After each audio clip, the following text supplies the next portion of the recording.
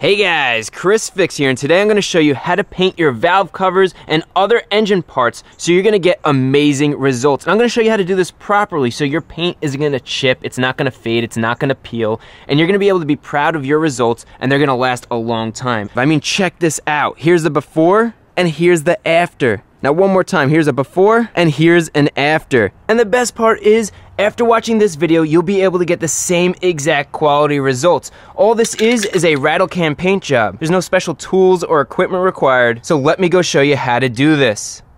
And here are all the tools and the products we're going to be using to get this job done right. And we're going to keep this real simple. There are three main steps that we're going to be doing. The first step is to remove the valve covers or whatever engine parts that you want to paint. The second step, and probably the most important step, is to prepare the parts for paint. I'm going to be using a paint stripper to remove the old paint from my valve covers. You could use some sandpaper, or I really like using the abrasive end on a sponge. And any parts that you don't want to get paint on, you could mask off using some tape. And then finally, we're going to be using some isopropyl alcohol or rubbing alcohol to clean all the parts and get it ready for the final step, and that is the painting step. And this is the step you could have some fun with. Use whatever color you want and be as creative as you want. The only requirement when picking out paint, that paint has to be high temperature or it has to be heat resistant, and you'll find that information right on the can. Also, no matter what you're painting, you never only want to spray a color coat. To get the best results, you want to start with a primer or adhesion promoter, then spray your color coat, and finish off with a protective clear coat. That's going to get you the long-lasting result you're looking for. And finally, although this seems like common sense, turn that paint can over and read those instructions.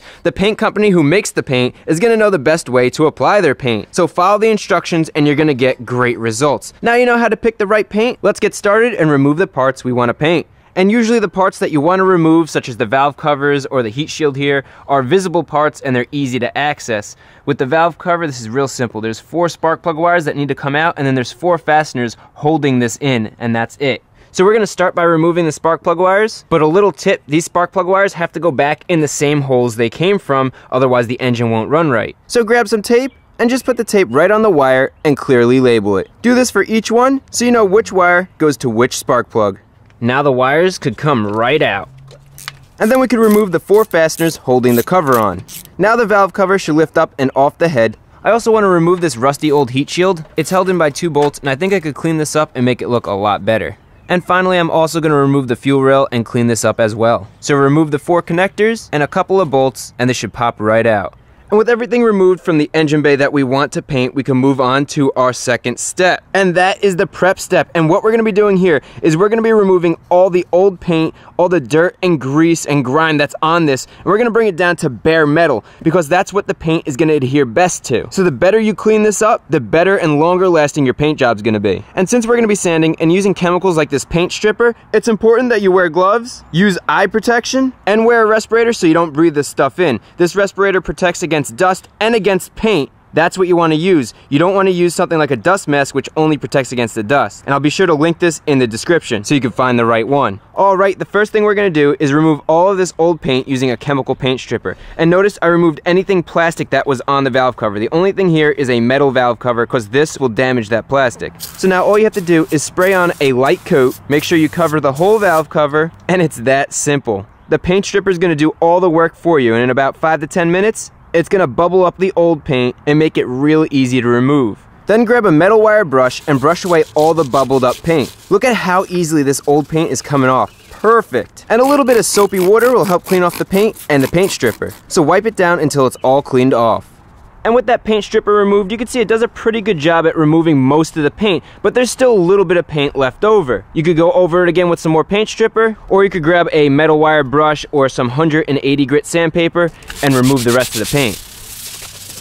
Once the paint's completely removed, do a final wipe down with some soapy water to clean it off. And we have one last thing we need to do for our preparation step, and that is degrease this whole thing. Make sure there's no grease or oils anywhere on here. And since our base right here is a mess, I'm gonna get some new cardboard so the valve cover doesn't get contaminated, and we're ready to degrease. And also my gloves are all oily and greasy and they have some paint stripper on it, so I'm gonna remove these and get some new gloves on so we could properly clean this. Now to degrease the valve cover, I like using isopropyl alcohol. It's easy to find. The higher the percentage, the better. It just cleans better and also it evaporates quicker. So we'll get some on a lint-free towel And just make sure you wipe everywhere. You want to touch every surface and make sure it's clean. If you have any grease or oil on this valve cover, the paint's going to get messed up and you just did all this work for nothing. If you have any lettering, clean that out. A lot of times oil gets trapped in there. And as long as your towel comes up clean after you're done, you're ready to paint.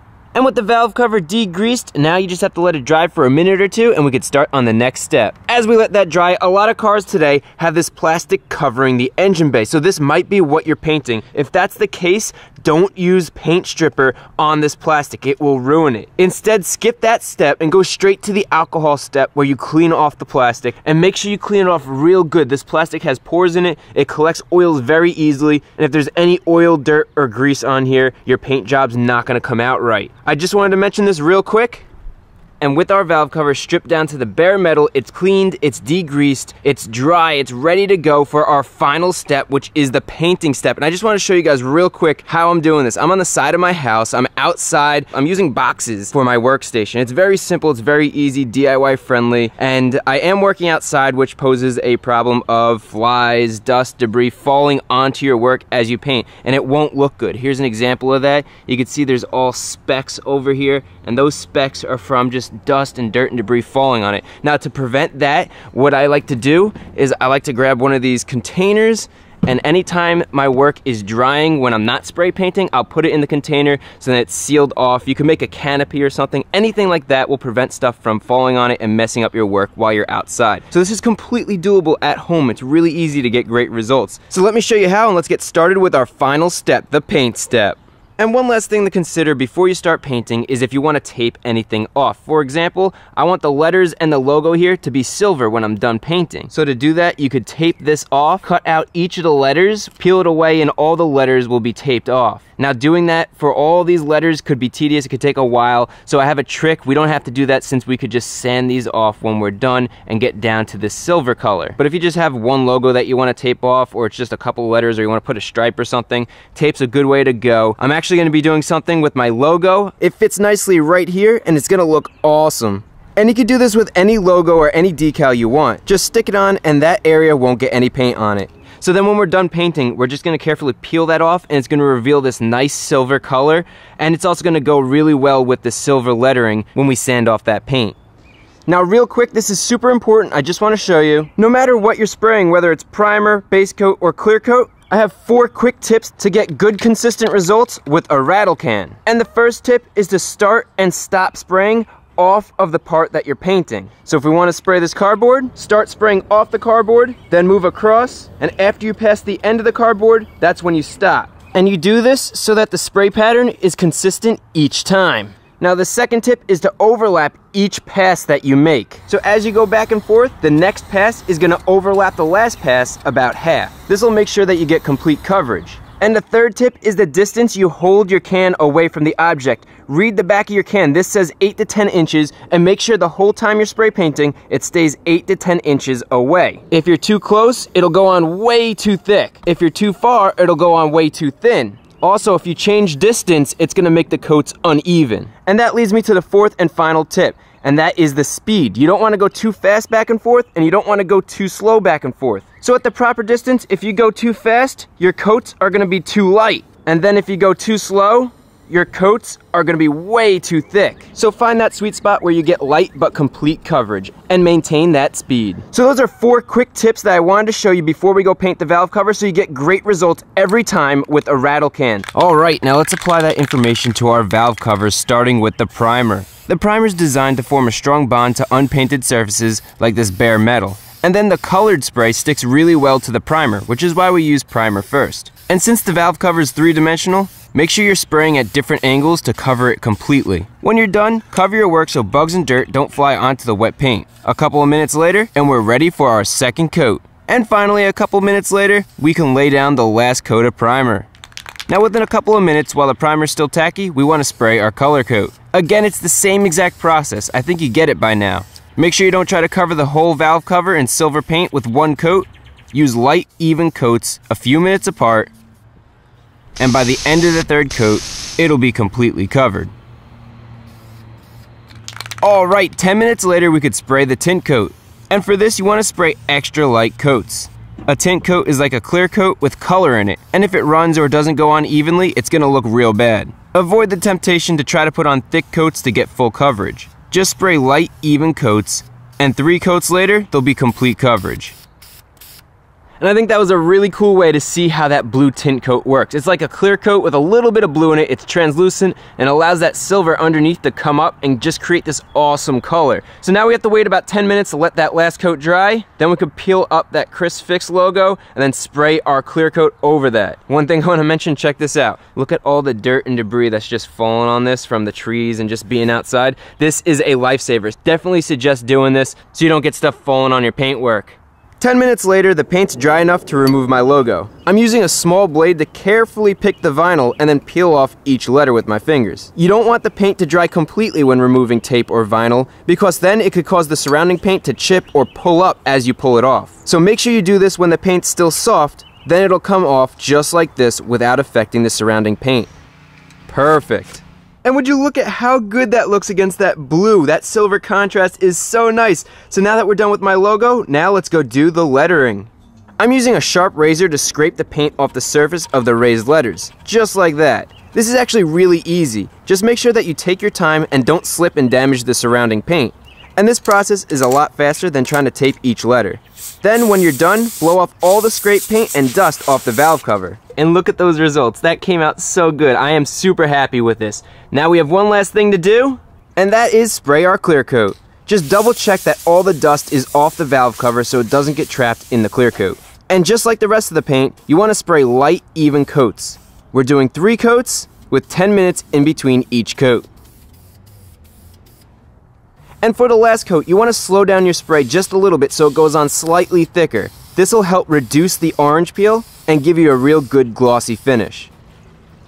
And with that third and final layer of clear coat, we are done painting. Look at that, that looks so good. So now we're gonna let it dry, and as we let it dry, I wanna show you something. Since I was in painting mode, you guys know I can't just make one thing like the valve covers look good. I have to go all out. I decided to paint parts that were, well, they were rusty, they didn't look good, and I did all this off camera. And there's one more thing I wanted to show you guys because it's super important. I get that not everybody's gonna be able to remove all the parts from their car. So you might have to spray the part like this intake in your car. So what I want to point out is make sure you cover everything that you can't get paint on. You'd actually see I use tin foil to clog the holes that go into the engine. Very easy, it forms very nicely. But anything that you don't want painted, make sure you cover. Super important. Also, watch for overspray. I got my cars on the side here, so I have a nice shield right here, plus the wind's blowing that way, and there's nothing over there. So just pay attention to those things, and painting this is exactly the same as the valve cover. Use a wire brush or sand it down, degrease and clean it with the alcohol. Once it's dry, we're gonna spray our primer on here. Then we can put our base coat down, and this is gonna be painted silver. And then finally, finish it off with a clear coat. Then you can remove all the tape and tin foil you used to cover everything and clog all the holes. And what a difference a little bit of paint does to make that engine bay look amazing. Just look at that. And our valve cover isn't even on yet. We're still waiting for that to dry. But in the meantime, we do have all these other bits that I painted. Might as well go and install those. Let's start with the heat shield from the exhaust manifold, which is held on by 2 bolts. Then we can install the fuel injectors and fuel rail, tighten down the fuel line, connect the wiring harness, and secure the fuel rail by tightening it down.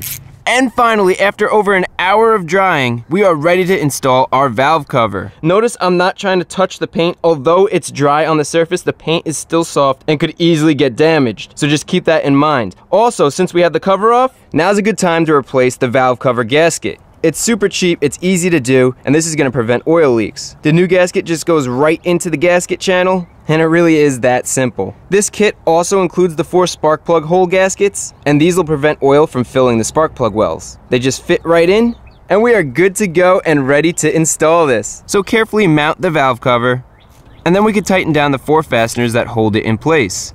Finally, match up each of the 4 spark plug wires into the correct holes.